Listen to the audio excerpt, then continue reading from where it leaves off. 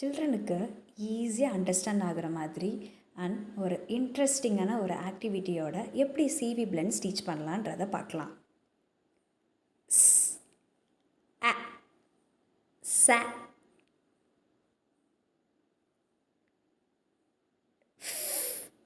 ஆ ஃப ந அ ந ட் இ டி இ மீ இ ரி ப ஏ பே டு ஏ டே உ ஏ